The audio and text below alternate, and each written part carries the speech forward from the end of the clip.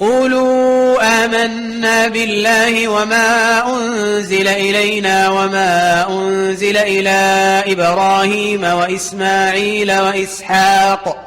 وإسحاق ويعقوب والأسباط وما أوتي موسى وعيسى وما أوتي النبيون من ربهم لا نفرق بين أحد